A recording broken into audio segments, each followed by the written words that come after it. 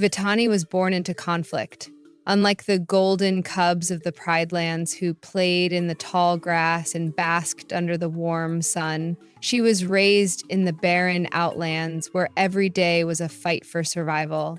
Zira made sure of that. While Kovu was groomed to be the next king and Nuka was left to rot in his bitterness, Vitani became something else entirely. She wasn't meant to be a ruler. She was a weapon. She was trained to fight from the moment she could walk. She sparred with the lionesses, clawed at termite mounds to strengthen her paws, and learned how to strike where it hurt most. Zira whispered lessons of pain and war into her ears every night. Your enemies won't show you mercy, so you will show them none. Vitani listened, and she obeyed. She became the fiercest warrior of the outsiders, a hunter in the shadows. Zira's second in command. But even the sharpest blades can turn against the hand that wields them. Vitani knew the Pridelands better than its own rulers. She studied every path, every watering hole, and every rock formation that could serve as cover in an ambush. She knew which herds grazed where and at what time, which lionesses left Priderock at dawn to hunt, and which cubs strayed too far from their mothers. Every weakness was a crack waiting to be shattered, and Vitani was the hammer.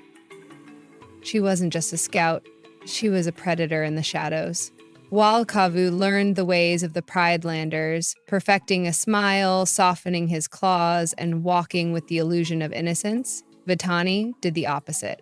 She honed herself into a blade, sharpened by battle and blood. She wasn't meant to charm or deceive. Her power lay in the strike of her claws and the calculation behind her amber eyes. She trained relentlessly. At night, when the outlands fell into eerie silence, she practiced her attacks on termite-ridden trees, imagining their brittle bark as Simba's flesh. She learned how to move without a sound, how to control her breathing in the tall grass, how to strike swiftly and vanish before the dust settled. When Zira spoke of reclaiming the Pridelands, most of the outsiders clung to her words like a lifeline. They saw Scar as a fallen king and Simba as an usurper who had stolen what rightfully belonged to them. But for Vitani, it wasn't about Scar or legacy, it was about war. And war demanded skill, not blind loyalty. She wasn't like Nuka, who begged for their mother's approval with every reckless stunt. No, Vitani earned Zira's respect through her cunning. When an enemy fell, it was often because of her planning. She led the outsiders in ruthless raids, stealing food from the hyenas, chasing off rogue lions that dared to hunt in their lands, and testing the borders of the Pridelands with small but strategic strikes. She was the one who decided when they would strike, how they would escape, and who would live to fight another day. But there was something else, something no one knew. Vitani wasn't just following orders, she was watching, studying. She was beginning to understand something that Zira refused to see. Simba's rule wasn't weak. The Pridelanders weren't fragile or blind to war. They were strong because they fought for something more than revenge. For the first time in her life, a question formed in her mind, a quiet whisper in the back of her thoughts. What if everything she had been taught was a lie? She shook the doubt away. She had been raised to be a warrior, a lioness of war. Doubt was for the weak, and Vitani was anything but weak. When Kovu left, everything shattered. Vitani had fought beside him, trained with him, and watched as he grew into the lion that Zira had promised would reclaim the Pridelands. They had bled together, starved together, and suffered under the weight of their mother's expectations. And now he had turned his back on them. Vitani wanted to hate him. She wanted to curse his name and spit his betrayal like venom between her teeth. But deep down she understood. For the first time, the questions that had lurked in the back of her mind roared to the surface. Why hadn't they? She watched as her mother led them forward, not like a queen guiding her people, but like a lioness possessed by rage. Every step toward the Pridelands felt heavier than the last. When Zira spoke of Scar's rule, Vitani saw the way the others hesitated. When Zira snarled about revenge, Vitani saw the flicker of doubt in their eyes. Then the battle began. It was supposed to be a triumph, the moment they finally seized what they had been promised. But it wasn't a battle, it was a massacre. Vitani saw her Pride sisters fall, not because they were weak, but because they were being led into slaughter. Every strike they delivered, every wound they suffered, it wasn't for Scar. It wasn't for justice. It was for a war that no longer made sense. Vitani fought like she always had, her claws swift and merciless, but her heart pounded with a new kind of fear, not for herself, but for her pride, for the lionesses who had trusted Zira, who had followed her without question, for the cubs who would be left motherless if this war continued. Then she heard Kiara's voice. "The war is over, Vitani. Look around you." And for the first time she did. She saw the battle for what it was, not a path to victory, but a graveyard in the making. Blood mixed with the dirt beneath her paws, and the roars of battle were beginning to break, turning to cries of pain and exhaustion. Then she looked at Zira. Her mother's eyes burned with fury, wild and unrelenting.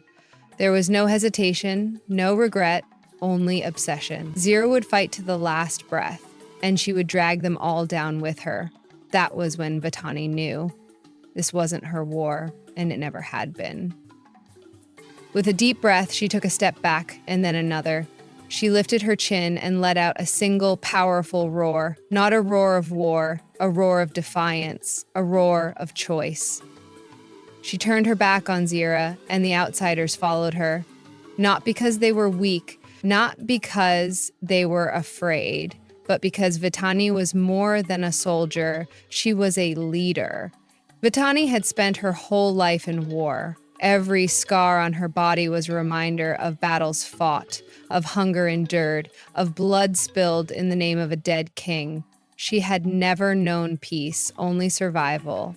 But when she stood beside Simba and Kiara looking out over the golden expanse of the Pride Lands, not as a raider, not as an enemy, but as one of them, something inside her shifted. For the first time, she saw it, not as a battleground, not as a prize to be won, but as a home. And she knew then she wasn't meant to be a queen. She was meant to be a guardian. When Kion left, the Pride Lands were vulnerable. The Lion Guard was without a leader, and there was no one to fill the void. No one with the strength, the fire, the sheer will to stand in the face of danger and refuse to back down. So, Vitani stepped forward, not as a replacement, but as something new. She didn't have the roar of the elders. She had no ancient power coursing through her veins, no spirits of past lions guiding her. But she didn't need them. She built a lion guard that relied on instinct, on strategy, on ruthless efficiency. Every member she chose was hardened by the Outlands, trained in survival, forged in fire.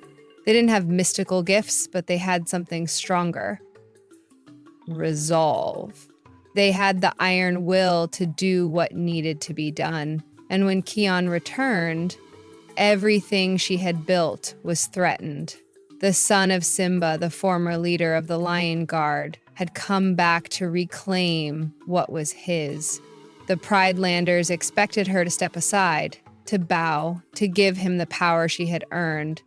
Vitani didn't kneel. She fought, because no one, not Kion, not Simba, not any lion in history was going to take what she had built. And she won, not because she was the strongest, not because she had some divine right. She won because she refused to lose. Now, when danger lurks at the borders, when hyenas and rogues think of challenging the Pride Lands, they don't whisper about Simba. They don't fear Kovu. They fear Vitani because she is still a warrior, still a survivor, still the deadliest lioness to ever live, and she will never bow to anyone. Vitani didn't seek power. She didn't crave the throne, but the Pride Lands, they were hers to defend. She patrolled the borders with a relentless gaze, her warriors at her side. She knew every rock, every hidden trail. She memorized the scent of every predator foolish enough to test the limits of her kingdom. And she made sure they never came back. The Outlanders who once followed Zira, they now followed her. Not because of blood, not because of fear. Because she had proven herself. Because she was Vitani. She wasn't a queen. She wasn't a ruler. She was something far more dangerous. She was a lioness who had nothing to lose and everything to protect.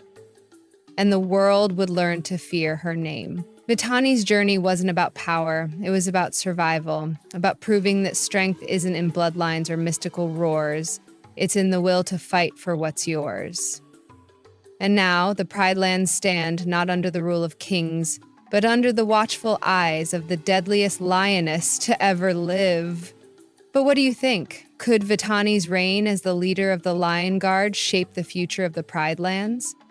Or is there a greater threat waiting in the shadows? Let me know your theories in the comments, and if you want more untold stories like this, don't forget to hit that like button, subscribe, and turn on notifications so you never miss the next one.